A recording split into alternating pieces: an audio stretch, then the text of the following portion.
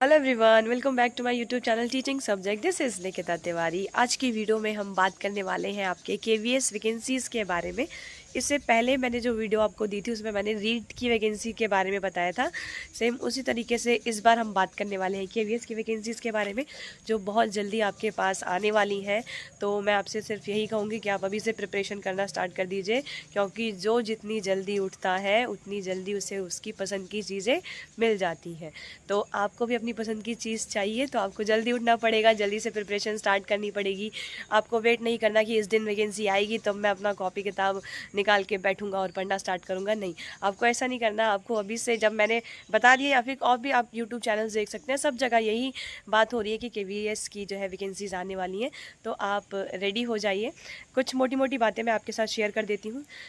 आप सभी जानते हैं कि जो केवीएस की जॉब है वो बहुत ज़्यादा प्रेस्टीजियस है। मतलब आपको ये हर तरीके से, हर जगह जहाँ आप जाएंगे वहाँ बहुत ज़्यादा सम्मान मिलेगा इस जॉब में रहते हुए। आप अपने घर में भी जाइए, किसी फैमिली फंक्शन में जाइए, आपको पहले जैसा ट्रीटमेंट मिलता होगा। और अगर जॉब लेने के बाद आप जाते हैं तो आपको जो ट्रीटमेंट मिलेगा उसमें ज़मीन आसमान का फ़र्क आप देखेंगे। लोग आपके जो पॉइंट ऑफ व्यूज़ हैं उनको भी इम्पोर्टेंस देना स्टार्ट कर देते हैं।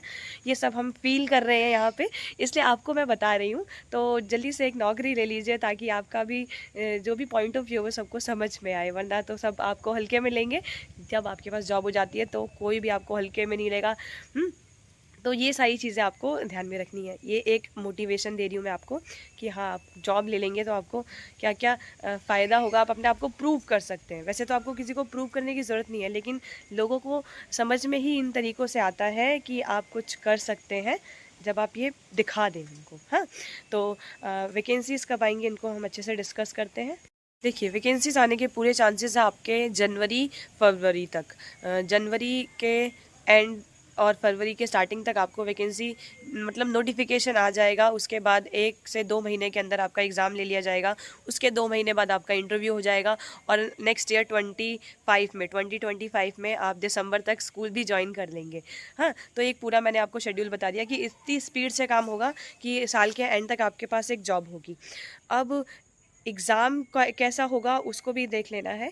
पहले क्या होता था, एग्ज़ाम एनटीए द्वारा करवाया जाता था, जो कि आपका ऑनलाइन एग्ज़ाम लेती थी। बट इस बार एनटीए को नहीं दिया गया है। इस बार सीबीएसई आपका एग्ज़ाम लेगी, और सीबीएसई ही है जो कि आपका सीटेट का एग्ज़ाम लेती है। और सीटेट का एग्ज़ाम आपको पता है ऑफलाइन होता है। तो काफ़ी चांसेस है कि इस बार आपका केवीएस का जो एग्ज़ाम है वो 1 से 2 दिन के अंदर ऑफलाइन बेस पे हो। ऑफलाइन हो, आपको स्कूल में जाके अपना पेन पेपर पे एग्ज़ाम देना हो। तो ये बेनिफिट है इस बार आपको। ऑनलाइन वाला, जो भी किसी को कंप्यूटर से प्रॉब्लम है, चलाने में दिक्कत है, तो उसके लिए प्रॉब्लम सॉल्व हो जाएगी, आप ऑफलाइन पेपर दे पाएंगे। और इससे आपको सिलेबस का एक बहुत अच्छा चीज़ ध्यान में रखने को मिलता है कि आपका जो पेपर है वो ये एनसीईआरटी की जो बुक्स है ना उनसे फिर बनेगा। तो आपको अभी एनसीईआरटी की सारी बुक्स जो भी 10-12 तक की हैं, जिनसे कि आपका मतलब कि जो कि जनरल जीके, जो मतलब जनरल जीके के जो क्वेश्चंस होते हैं, उनको आप एनसीईआरटी की बुक से अच्छे से कर लें। उसमें जो टॉपिक्स हैं उनको डिटेल में पढ़ लीजिए। सिलेबस हल्का फुल्का चेंज भी हो सकता है।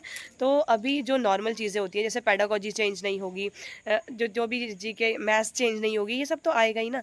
तो उन सब चीज़ों को पढ़ना स्टार्ट कर दो और फिर देखो आपका सिलेक्शन कैसे होता है। ये था छोटा सा वीडियो जिसमें मैंने आपको बता दिया कि जनवरी फरवरी में आपकी वैकेंसीज आ सकती हैं। तो अभी से ही अपना पूरा टारगेट बना के चलिए। आपको अच्छे से इस बार पेपर को क्लियर करना है, और मेरे साथ मेरे स्कूल में ही बल्कि ज्वाइन कर लो। काफ़ी मतलब कुछ स्टूडेंट्स, अब मेरे ही बच्चे अगर मेरे स्कूल में आएंगे तो मुझे और ज़्यादा खुशी होगी।